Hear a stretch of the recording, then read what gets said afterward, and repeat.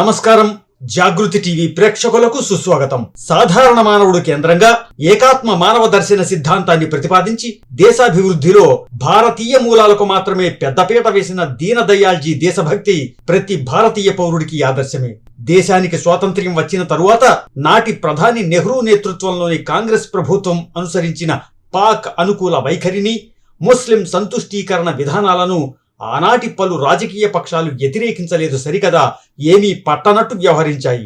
ఈ విషయంలో నాడు జనసంఘ్ పార్టీ అధ్యక్షునిగా ఉన్న దీనదయాల్జీ మాత్రం దేశహితమే లక్ష్యంగా అడుగులు వేసి ప్రభుత్వాన్ని నిలదీసిన పరిణామాన్ని చూద్దాం. పాకిస్తాన్ ఎప్పుడూ శాంతి బాటకు వ్యతిరేకమే. చైనా సహాయంతో భారతదేశంపైకి దాడి చేయాలని అది యోచిస్తూనే ఉంది. ఈ కారణంగానే దీనదయాల్జీ పాకిస్తాన్ విషయంలో దీటైన తీరులో వ్యవహారాన్ని సూచించారు. ఆ సమయంలో పశ్చిమ బెంగాల్లోని బెరూబారి ప్రాంతాన్ని అప్పటి ప్రధాని నెహ్రూ ఆనాటి తూర్పు పాకిస్తాన్కు అంటే నేటి బంగ్లాదేశ్కి వదిలేశారు. శాసనసభల్లోనూ పార్లమెంట్లోనూ సుప్రీంకోర్టులోనూ ప్రజానీకం మధ్యన బెరూబారిలో కూడా నెహ్రూ చర్యను దీనదయాల్జీ వ్యతిరేకించారు. చైనాతో జరిగిన యుద్ధంలో పరాభవం ఎదురైనా కించిత్తు కూడా పాఠం నేర్వని నెహ్రూ సర్కారు, కాంగ్రెస్ పార్టీలు బెరూబారితో పాటు చిలహాటీని కూడా తూర్పు పాకిస్తాన్కి అప్పగించాలని నిర్ణయించాయి. దీనిని వ్యతిరేకిస్తూ 370వ అధికరణాన్ని రద్దు చేయాలని పట్టుబట్టిన దీనదయాల్జీ దేశవ్యాప్త ఉద్యమాన్ని నిర్వహించారు. అదే సమయంలో నాటి కేంద్ర ప్రభుత్వ నిర్బంధంలో ఉన్న షేక్ అబ్దుల్లాపై దేశద్రోహ చర్యలకు సంబంధించిన అభియోగాలను ఉపసంహరిస్తూ ఆయన్ని విడుదల చేశారు.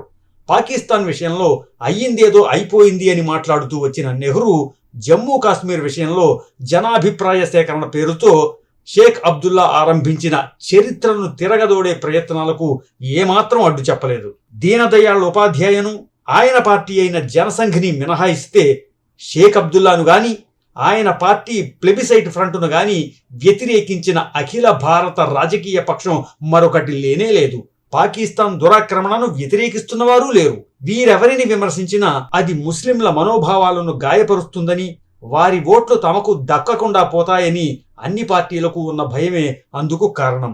లోక్సభలోనో, కేరళ లేదా పశ్చిమ బెంగాల్ శాసనసభల్లోనో కొద్దిపాటి అదనపు స్థానాలు గెలుచుకునే ప్రలోభంలో జాతీయ ప్రయోజనాలకు తిలోదకాలిస్తూ మన రాజకీయ పార్టీలు వ్యవహరించాయి. ఒక్క దీనదయాళ్ ఉపాధ్యాయ మాత్రమే తన రాజకీయ కార్యకలాపాలను జాతి శ్రేయస్సు కోసమే నడిపిస్తూ ఒక పర్వత శిఖరంలా దృఢంగా నిలిచారు.